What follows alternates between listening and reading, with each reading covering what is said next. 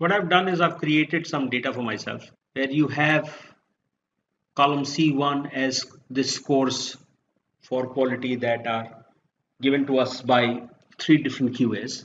So I've called, you can see my screen now.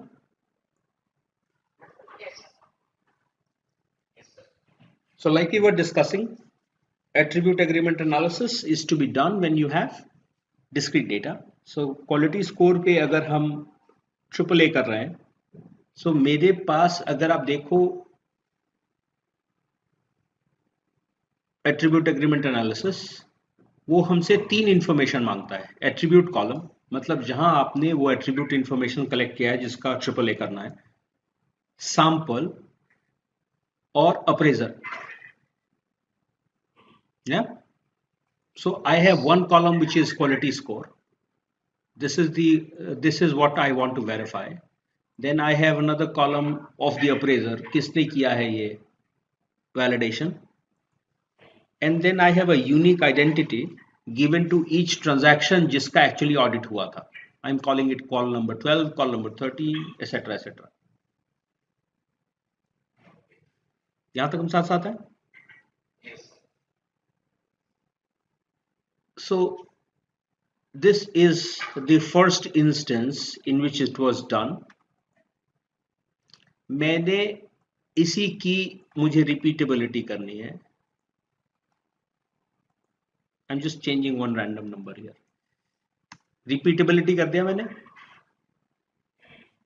I will need reproducibility. मतलब what QA1 has done will have to be done by QA number 2.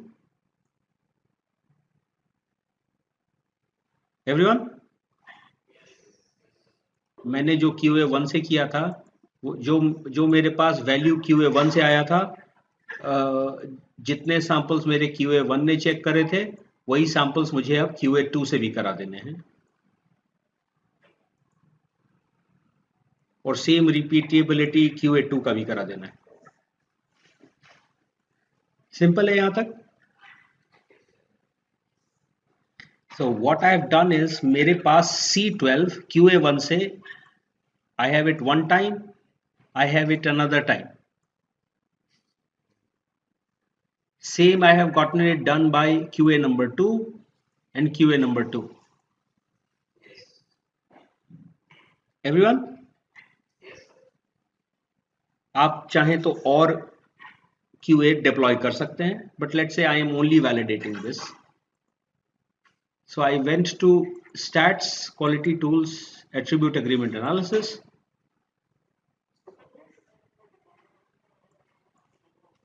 हाँ, अगर आपको appraisal और appraisal के भीतर में देखना है, देन आप रिपीटेबिलिटी करोगे. अप्रेजर और अप्रेजर के बीच में, बिटवीन अप्रेजर भी करना है, विद इन ऑपरेटर भी करना है, अप्रेजर भी करना है.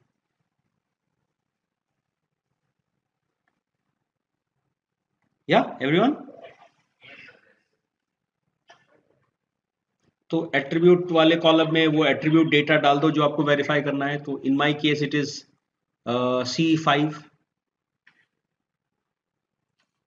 मैंने एक यूनिक आइडेंटिटी क्रिएट की है इन C7 और अप्रेजर का नाम डाला है इन C6. अभी मेरे पास कोई नोन स्टैंडर्ड नहीं है. अगर होता तो मैं यहां डालता C8 में. I press OK and it gives me the value.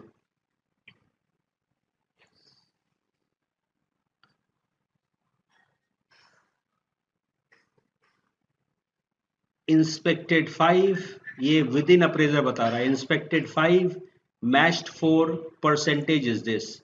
QA1 QA2 ने आपस QA2 और QA2 में 5 में से 4 मैच कर रहे हैं. फिर वही आपको बिटवीन अप्रेजर बता रहा है. Depending on what your threshold is, ideally the threshold that the industry uses is 90% or more.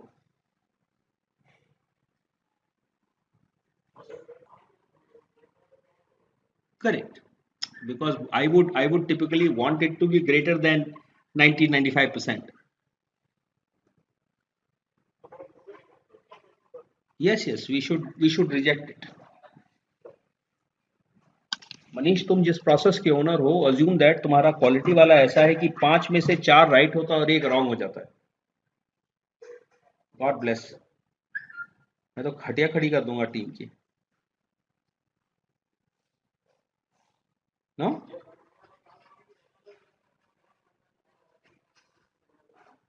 Correct. And this is happening about 20% of time, which is very dangerous.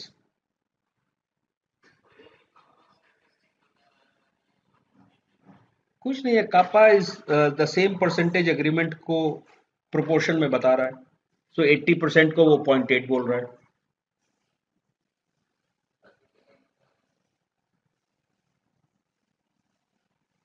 अगर वही आपके पास स्टैंडर्ड अवेलेबल है, सो मेरे पास call number C12 का master available है। For C12 I have a score of 80 as my master, which is my master's reading. For C13 I have a master reading of this. I have for C14 I have a master reading of anything. मैं कुछ भी डाल दे रहा हूँ randomly.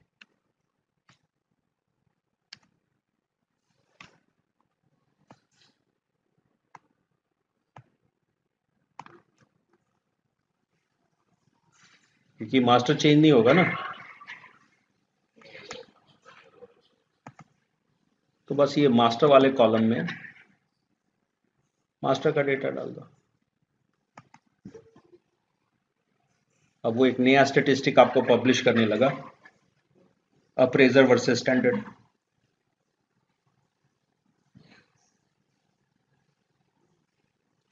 Discrete data का MSA बहुत simple है। The only thing one must be careful of is the design and the randomness.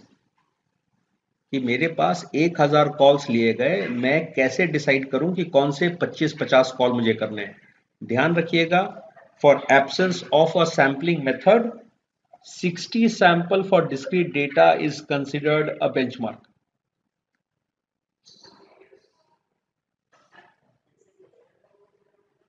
Sixty data points. 60 data points. It is considered to be statistically significant. नहीं तो क्या होगा ना मनीष, कि 5 में से 4 डेटा करेक्ट भी है तो 80% आ गया,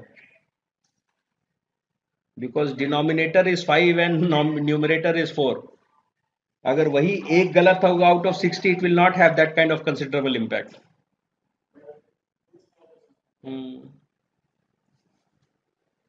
बट ध्यान रखिएगा, जब भी आप रिपीटेबिलिटी रिप्रोड्यूसिबिलिटी करने लगिएगा, there is a lot of cost involved in redoing the same exercise. So you will have to carefully plan. Everyone? Simple है ये?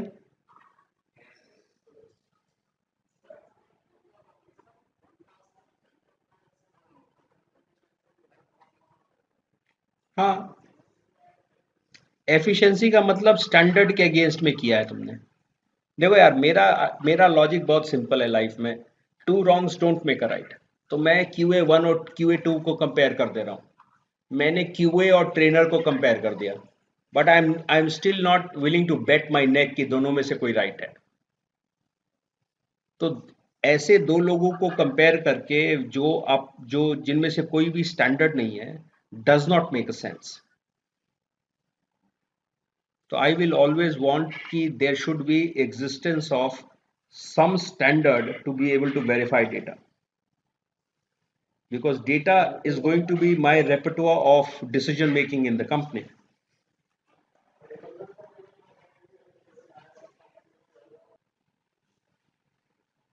Are we okay so far? Let's take a raw data. In this file I have data for right party contact,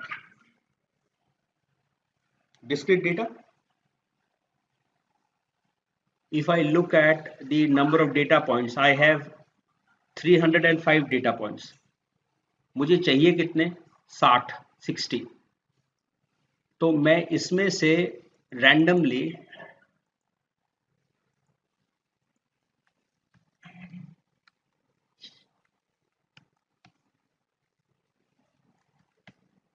Why 5? Because total data point 300 थे, 305 था, तो मैं अगर 1 to 5 कर दूंगा तो आई विल रफली हैव 60 का डिस्ट्रीब्यूशन. एवरीवन, ये एक रैंडम जनरेटर है, इसमें मैंने तो कुछ बायस नहीं, अपना कुछ दिमाग नहीं लगाया कि क्या होना चाहिए. अब कोई भी डेटा उठा लो,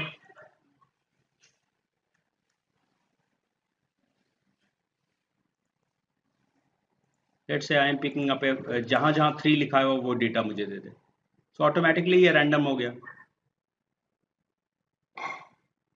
now this is my data point.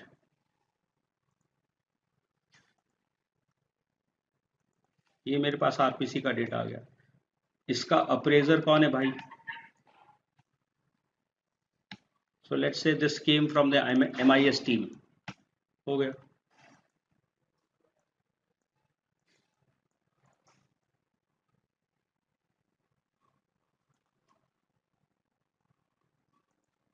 I need to have some unique identification of these this information, जिसके अगेंस्ट में रिपीटेबिलिटी रिप्रोड्यूसिबिलिटी होगा. This 509 was for a person or for a day or some other information that is unique.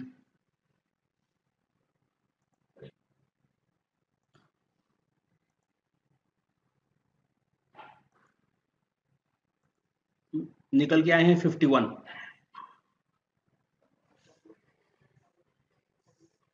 हाँ, 60 के आसपास होना चाहिए. It should be better if it is greater than 50. हाँ, correct. 1 to 4 करते हैं तो 60 बन जाते. Then I need some unique identity. In my data for these I have team leader का information या date का information या कोई ऐसा information जो यूनिक हो. नहीं है कुछ यूनिक तो एक यूनिक नंबर क्रिएट कर दो.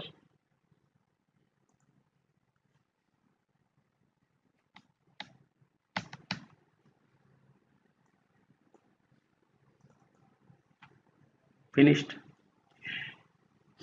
Everyone? Now we need to do repeatability, reproducibility. So get this redone by the same team.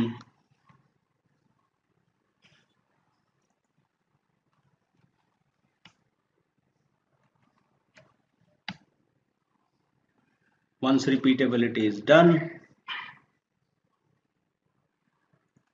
get the reproducibility also done. पहले हम यूज कर रहे थे MIS की टीम, अब हम यूज कर रहे हैं ऑप्स डैशबोर्ड.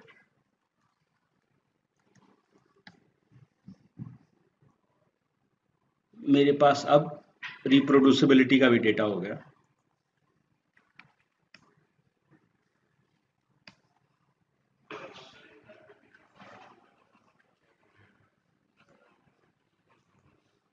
कहाँ?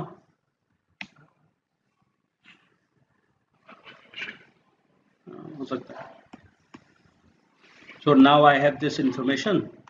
ये इंफॉर्मेशन मैं अपने मेरे टैब में लेके जा रहा हूँ.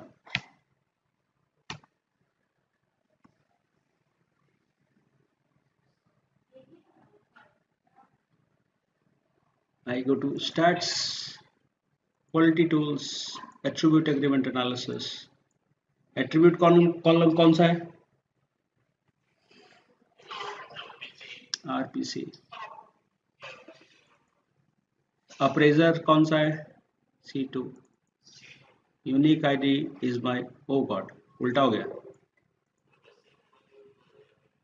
Appraiser is C2. Appraiser is sample is unique ID. Master कुछ एग्जिस्ट नहीं करता है. Press okay. Go back to your sheet.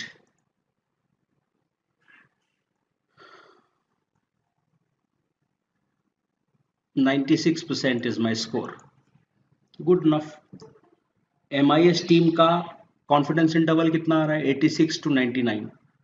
Ops team का कितना आ रहा है? 80 to 97. बात खत्म. Depends on your organisation. दो के साथ ऑल ऑफ अस, सिंपल है ये।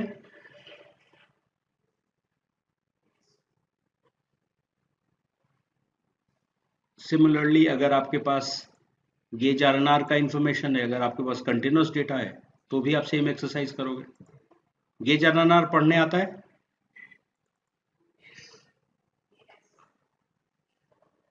कोई ऐसा जिसको गेज आरएनआर में कोई कंफ्यूजन है?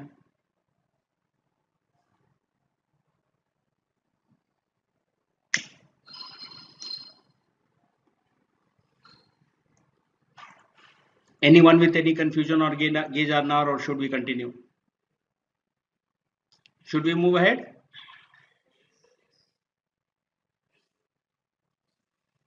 Next part of you doing the in the project will be your process capability.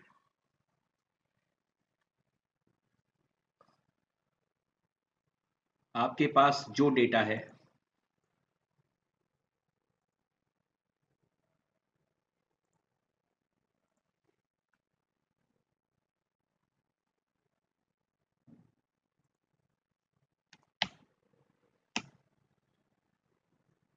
you check the distribution of that data कि वो नॉर्मल है या नहीं है।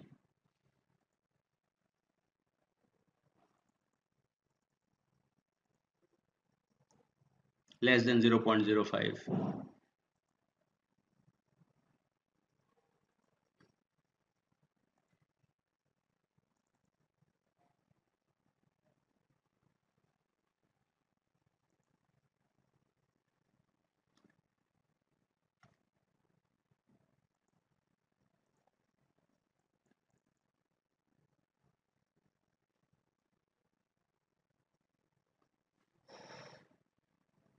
जिसका भी p वैल्यू 0.05 से सबसे करीब आ रहा है वही यूज कर लो।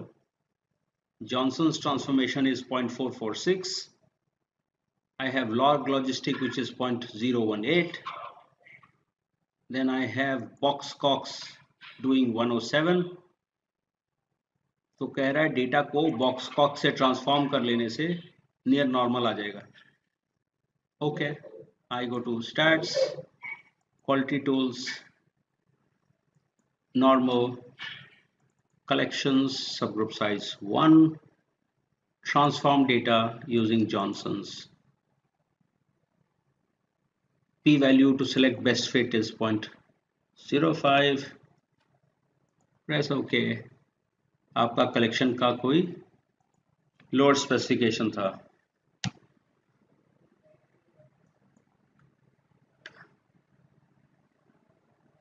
अगर आपको Z वैल्यू चाहिए then you look at the options and click, instead of CPCPK you want to say benchmark Z, include confidence interval,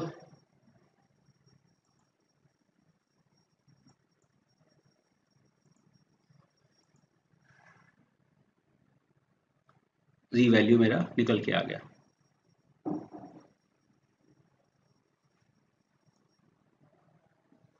Questions anyone?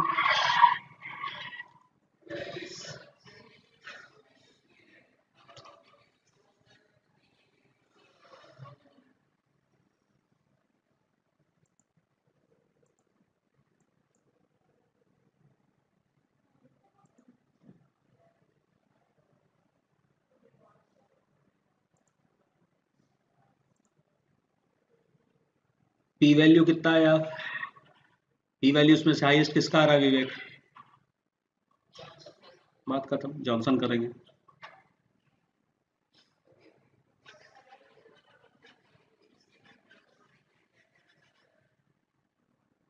ये आपको डिस्ट्रीब्यूशन आइडेंटिफाई करके देता है किसका लैम्डा स्कोर नियरेस्ट आएगा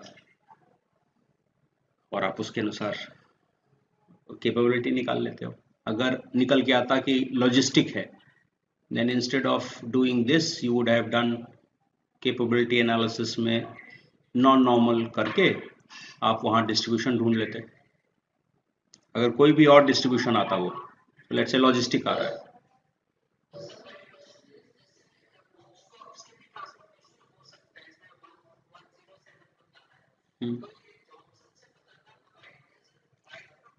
because it is higher, it is higher, जो भी जितना भी वैल्यू हाई होगा वो बेटर रहेगा, नथिंग एल्स। अगर ये उल्टा होता, बॉक्स कॉक्स 0.446 आता, अगर आप बॉक्स कॉक्स भी यूज करते तो कुछ गलत नहीं होता।